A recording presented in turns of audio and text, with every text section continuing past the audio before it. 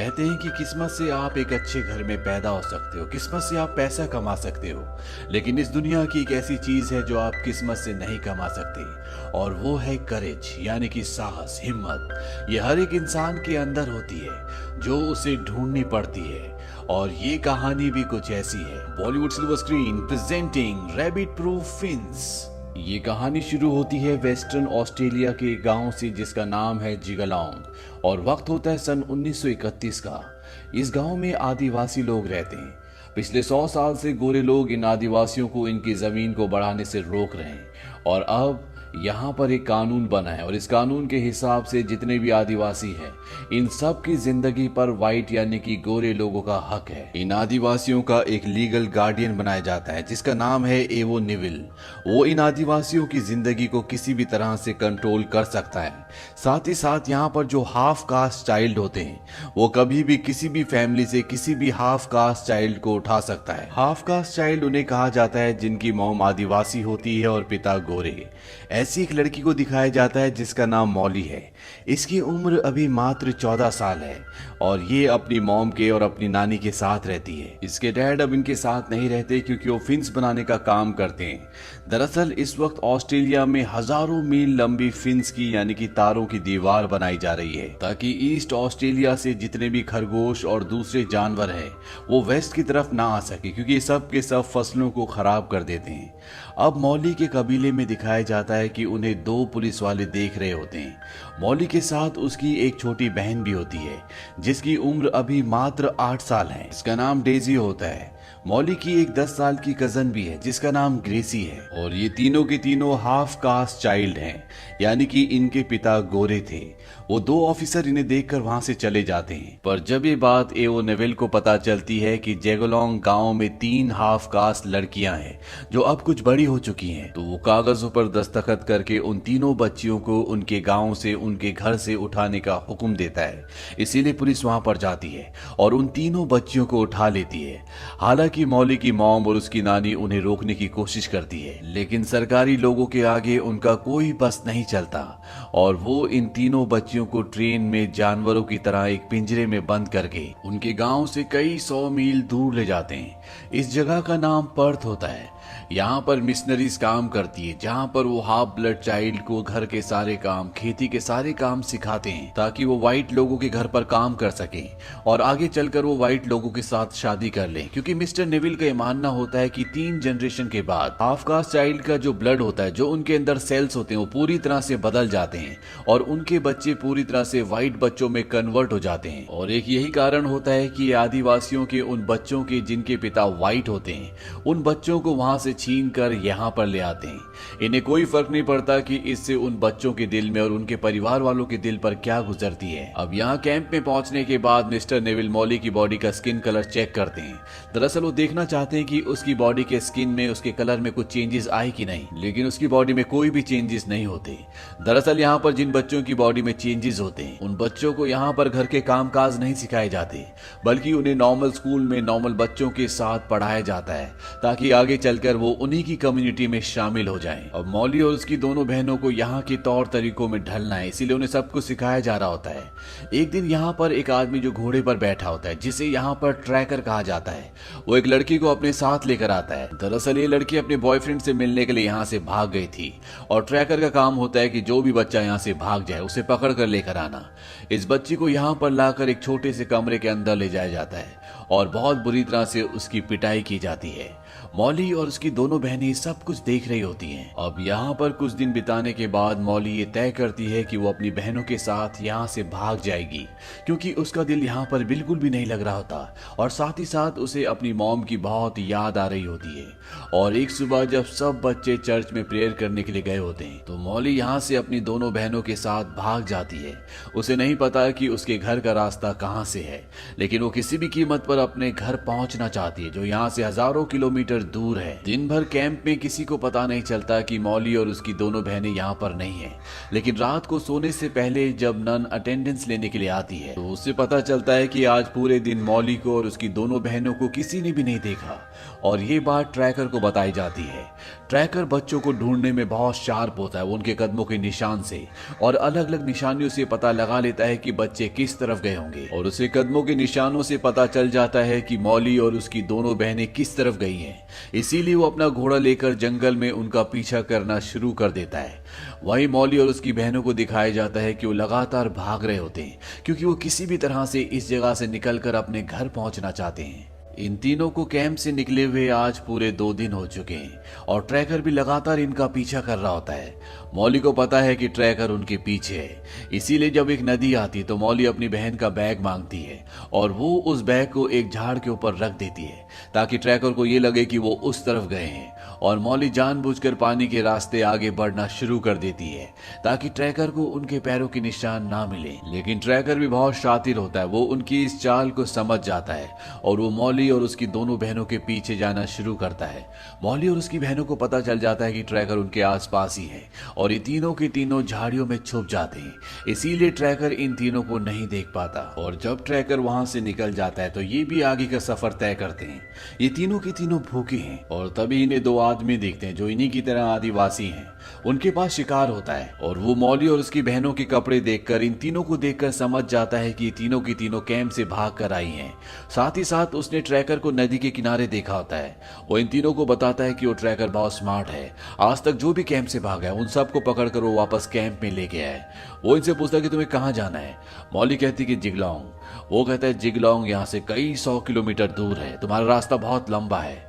और इसके बाद वो इन तीनों को खाने के लिए एक मांस का टुकड़ा और साथ ही साथ एक माचिस भी देता है। ये तीनों कई दिनों के बाद खाना खाते हैं। वहीं मिस्टर नेविल को पता चल चुका है कि तीनों बच्चियां कैंप से भाग चुकी हैं और ट्रैकर जो कि उनका पीछा कर रहा था, एक नदी के बाद उसे उनके निशान मिलना बंद हो गए हैं। और ये बात मौली की मॉम को भी पता चल जाती है कि उसकी तीनों बच्चियां कैंप से भाग चुकी है और इस बात से उसे खुशी होती है क्योंकि वो चाहती है कि उसकी दोनों बेटियां और उसकी बहन की जो बेटी है वो तीनों की तीनों जल्द से जल्द घर पहुंच जाएं। हालांकि ये सफर बहुत लंबा है। वहीं मौली को दिखाया जाता है कि वो एक घर के बाहर जहां पर मुर्गियों का दड़बा होता है वो वहां से अंडे चोरी कर रही होती है और तभी उस घर की ओनर आ जाती है। ये एक वाइट लेडी है पर वो मौली को कुछ नहीं कहती बल्कि उसे और उसकी बहनों को खाना और कपड़े देती है। और जब ये तीनों जा रही होती हैं तो वो लेडी कहती है कि यहाँ के लड़कों से बच के रहना, वो फिंस के पास रैबिट का शिकार करने के लिए जा रहे हैं। ये सुनने के बाद मौली पूछती है क्या रैबिट प्रूफ फिंस? वो कहती है कि हाँ। वो पूछती है कि वो कहाँ पर है। व्हाइट लेडी उसे इशारा करके बताती है कि वो ईस्ट की तरफ है और ये तीनों की तीनों बहनें अब फिंस की तरफ जाना शुरू कर देती हैं क्योंकि मौली जानती है कि अगर ये तीनों की तीनों फिंस के सहारे जाएंगी तो ये सीधा इनके गांव जिगलौंग पहुंच जाएंगी। और जब ये तीनों फिंस तक पहुंचते हैं तो मौली को बहुत खुशी होती है क्योंकि वो जानती है कि यही फिंस उसके घर तक जाती है जहां पर उनकी मॉम उनका इंतजार कर रही है। वहीं दूसरी तरफ मिस्टर नेविल को पता चलता है कि 4 दिन पहले इन बच्चियों को फिंस के पास एक गांव में देखा गया था और वो समझ जाते हैं कि ये फिंस के जरिए आगे बढ़ रहे हैं, यानी कि फिंस के सारे अपने घर तक पहुंचना चाहते हैं। और वो मैप देखकर कैलकुलेट करते हैं कि कुछ दिनों के बाद ये तीनों बच्चियां फिंस के सहारे चलते हुए एक टी पॉइंट पर पहुंचेंगी। इसीलिए वहां पर वो ट्रैकर को और अपने एक और आदमी को तैनात कर देते हैं ताकि जब ये बच्चियां वहां पर पहुंचे तो वो इन्हें पकड़कर वापस कैंप ले आए। वहीं मौली की सबसे छोटी बहन चलते चलते थक जाती है और वो बैठ जाती है क्योंकि उसके पैर भी छिल चुके होते हैं। लेकिन मौली हार नहीं मानती, वो उसे अपने कंधे पर उठाकर आगे बढ़ना शुरू कर देती है। वो अपनी बहन से कहती है कि ये मत समझना कि घर तक मैं तुम्हें ऐसे ले जाऊंगी, कुछ देर बाद तुम्हें खुद चलना होगा। और जब ये आगे बढ़ते हैं तो उन्हें गोरा आदमी दिखता है जो वहां पर टेंट लगाकर बैठा होता है। ये एक अच्छा इंसान होता है, ये इन तीनों को खाने के लिए देता है और पूछता है क्या तुम वेस्ट जा रही हो? मौली कहते हैं कि नहीं, हम नॉर्थ जा रहे हैं। वो आदमी बताता है कि ये फिंस जिनके सारे तुम जा रहे हो ये वेस्ट की तरफ जाती हैं और मौली और उसकी बहनें समझ जाती हैं कि ये गलत रास्ते पर हैं। मौली उस आदमी से पूछती है क्या यहाँ पर 2 रैबिट प्रूफ फिंस हैं? वो कहता है 2 नहीं 3, और अगर तुम्हें नॉर्थ फिंस तक जाना है तो जिस रास्ते से तुम जा रही हो ये बहुत लंबा रास्ता है। वो इन्हें एक शॉर्टकट रास्ता बताता है। वो कहता है कि अगर तुम ऐसे जाओगी तो कम से कम 100 मील तुम्हें कम पड़ेगा और इसीलिए तीनों की तीनों अब उसी रास्ते से आगे बढ़ना शुरू करती हैं। और कुछ और दिन चलने के बाद इन्हें रास्ते में एक घर दिखाई देता है जहां पर एक औरत कपड़े सुखा रही होती है। ये भी हाफ कास्ट ब्लड होती है जिस तरह से मौली है। मॉली उसे अपने पास बुलाती है। वो लेडी इन तीनों को देखकर पहचान जाती है क्योंकि इनकी खबर न्यूज़पेपर में छप चुकी होती है। वो कहती है कि तुम यहाँ तक कैसे पहुंची? मॉली कहती है वॉक करते हुए। ये बात सुनकर वो हैरान हो जाती है। वो कहती है कि कभी मैं भी उस कैंप में थी, लेकिन भागने से हमेशा डरती थी, मैं कभी वहां से भाग नहीं पाई। कैंप यहाँ से 800 मील दूर है। तुम तीनों 800 मील पैदल चलकर आए हो। इतना दूर आज तक कभी कोई नहीं पहुंच पाया। वो कहती है कि आज रात को तुम मेरे साथ रुक सकती हो, कल सुबह यहाँ से निकल जाना। मॉली इस बात के लिए मान जाती है और जब वो रात को उसके कमरे में सो रहे होते हैं तभी वहां पर एक व्हाइट मैन आता है। दरअसल इसे नहीं पता होता कि यहाँ पर ये 3 बच्चे हैं और जब वो इन तीनों को देखता है वो यहाँ से चला जाता है। मॉली अपनी बहनों के साथ रात को यहाँ से निकलना चाहती है, लेकिन तभी वो लेडी आ जाती है जिसने इन्हें यहाँ पर रखा है। वो कहती है कि तुम्हें जाने की जरूरत नहीं है, वो किसी को कुछ नहीं कहेगा। मॉली उसकी बात मान जाती है, लेकिन कुछ ही देर बाद इन तीनों को गाड़ी की आवाज सुनाई देती है। मॉली समझ जाती है कि इन्हें पकड़ने के लिए यहाँ पर लोग आ चुके हैं, इसीलिए वो अपनी दोनों छोटी बहनों को लेकर घर के पीछे झाड़ियां होती है वहां पर छुप जाती है और साथ ही साथ अपने पैरों के निशान भी मिटा देती है। यहाँ पर ट्रैकर और वो लोग आते हैं जो इन तीनों को ढूंढ रहे हैं, लेकिन अंधेरा होने की वजह से वो इनके निशानों को नहीं देख पाते। वो कहते हैं कि कल सुबह हम उन्हें ट्रैक करेंगे। अगली सुबह ट्रैकर यहाँ पर आता है और वो देखता है कि वहां पर पत्तों के घिसटने के निशान होते हैं। वो समझ जाता है कि इससे मॉली ने अपने पैरों के निशान मिटाए थे, इसीलिए रात को उन्हें वो निशान नहीं दिखे। लेकिन मॉली और उसकी दोनों बहनें रात को यहाँ से निकल चुके थे, इसीलिए वो अब ट्रैकर से बहुत दूर हैं। वो तीनों एक बार फिर से रैबिट प्रूफ फिंस के पास हैं और वो उन फिंस को फॉलो करते हुए अपने घर की तरफ बढ़ रहे हैं। वहीं दूसरी तरफ नेविल, जो इन तीनों लड़कियों के भागने से पूरी तरह से परेशान है, वो इंस्पेक्टर से कहता है कि इस बात को चारों तरफ फैला दो कि ग्रेसी की मॉम उसका इंतजार विलूना में कर रही है। ग्रेसी विलूना की कजन सिस्टर है जो उन्हीं के साथ हैं। ये तीनों लगातार आगे बढ़ते रहते हैं और तभी इन्हें एक और आदमी मिलता है जो इन्हें खाने के लिए भी कुछ देता है और वो ग्रेसी को कहता है कि तुम्हारी मॉम विलूना में तुम्हारा इंतजार कर रही है, तुम ट्रेन से वहां तक पहुंच सकती हो। ये बात सुनने के बाद मॉली वहां से खड़ी हो जाती है और वो ग्रेसी को कहती कि चलो हमें यहाँ से चलना चाहिए, ये झूठ बोल रहा है। ग्रेसी मॉली से कहती है कि हो सकता है कि ये सच कह रहा हो और मेरी मॉम मेरा इंतजार विलूना में कर रही हो। मॉली उसे समझाने की कोशिश करती है कि ये झूठा है, लेकिन ग्रेसी उसकी बात नहीं सुनती। मॉली अपनी बहन को कंधे पर रखकर आगे निकल जाती है और ग्रेसी वहीं उस आदमी के साथ रुक जाती है। वहीं मॉली, जो अपनी बहन डेजी के साथ आगे निकल गई थी, उसे एहसास होता है कि उसे ग्रेसी को भी साथ लाना चाहिए था और वो वापस आती है। वो छुपकर एक जगह देखती है कि ग्रेसी एक रेलवे स्टेशन पर बैठी है जहां से वो ट्रेन पकड़कर विलूना जाएगी। मॉली जहां पर छुपी होती है वहां से वो ग्रेसी को सीटी बजाकर इशारा करती है। ग्रेसी उसे देख लेती है और जब वो उनकी तरफ बढ़ रही होती है तभी वहां पर नेविल का एक आदमी आता है और उसके साथ वो आदमी भी होता है जिसने ग्रेसी को ये कहा था कि उसकी मॉम विलूना में उसका इंतजार कर रही है। दरअसल उसने कुछ पैसों के लालच में उसे ऐसा कहा था और अब एक बार फिर से ग्रेसी को पकड़ लिया गया है। मॉली और उसकी छोटी बहन डेजी ग्रेसी को गाड़ी में जाते हुए देखते हैं, लेकिन वो कुछ नहीं कर सकते क्योंकि वो बहुत छोटे हैं। और अब मॉली और उसकी छोटी बहन डेजी अपने घर की तरफ बढ़ना शुरू कर देते हैं। वहीं दूसरी तरफ ये भी दिखाया जाता है कि मिस्टर नेविल ने जहां पर अपने आदमियों को रखा होता है, जहां पर उनके हिसाब से मॉली को और उसकी बहन को पहुंचना है, आज 21 दिनों के इंतजार के बाद भी वो लोग वहां पर नहीं पहुंचे क्योंकि मॉली और उसकी बहन ने शॉर्टकट रास्ता ले लिया था ताकि वो 100 मील का सफर अपनी जर्नी से कम कर सके। वहां पर जो गोरा आदमी होता है वो ट्रैकर को कहता है कि अपना सामान पैक करो, अब हम यहाँ पर नहीं रुकेंगे। वहीं मिस्टर नेविल भी अब पूरी तरह से परेशान है और वो जिगलोंग गांव, जहां पर मॉली और उसकी बहन जा रही हैं, जो उनका घर है, वहां के इंचार्ज को एक खत लिखते हैं। वो कहते हैं कि मॉली और उसकी बहन इस मंथ के आखिरी तक जिगलोंग पहुंच जाएंगी और जैसे वहां पहुंचे उन्हें दोबारा पकड़कर कैंप में भेज दिया जाए। वहीं मॉली और उसकी छोटी बहन डेजी पूरी तरह से थक चुके हैं, ये भूखे हैं, ये प्यासे हैं और इन्हें दूर दूर तक कहीं भी पानी नहीं दिखता क्योंकि अब गर्मियों का भी मौसम आ चुका होता है और झील तालाब सब सूख चुके होते हैं। लेकिन मॉली किसी तरह से उस सूखी हुई झील से पानी खोद कर निकालती है और अपनी बहन डेजी की प्यास बुझाती है। लेकिन चाहे इनके अंदर कितना ही करेज क्यों ना हो, सिर्फ पानी पीकर ये आगे का सफर तय नहीं कर सकते।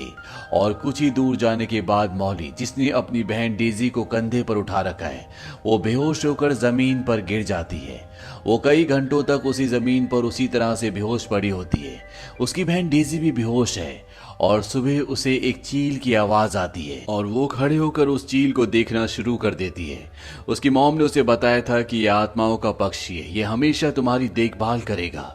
और अब उस पक्षी को देखने के बाद मौली को हिम्मत आती है और वो नॉर्थ फिन्स तक भी पहुंच चुकी होती है, जो उससे कुछ ही दूर होती है।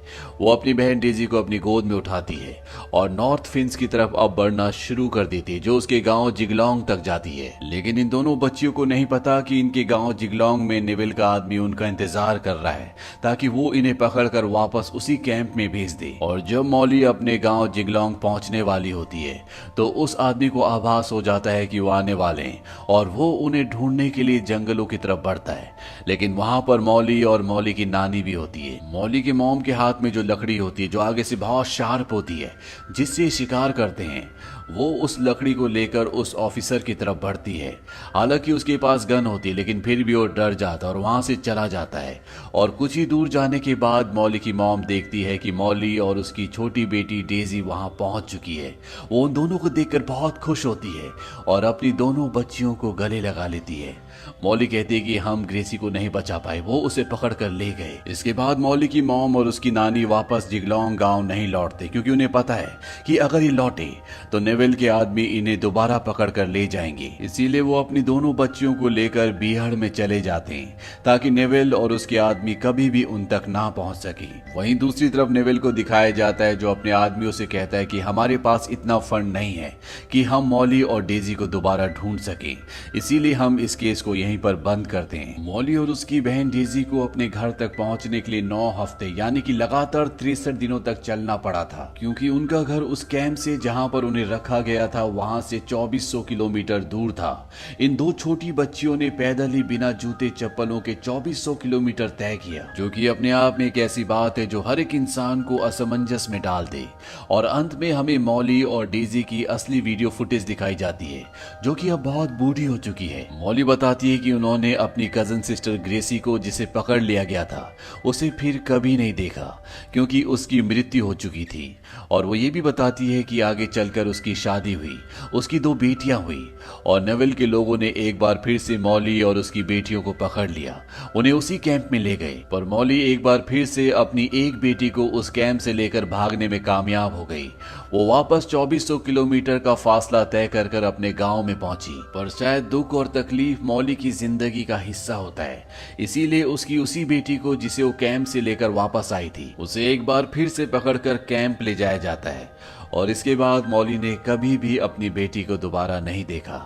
मौली और डेजी, जो अब बहुत बूढ़ी हो चुकी है, वो कहती है कि अब हम दोबारा कभी उस जगह वापस नहीं जाने वाले। तो ये थी एक सच्ची, दुख भरी पर साहस से भरपूर कहानी। ये फिल्म सन 2002 में रिलीज हुई थी। IMDb पर इसकी रेटिंग है 7.4। उम्मीद करते हैं कि ये कहानी आपको पसंद आई होगी।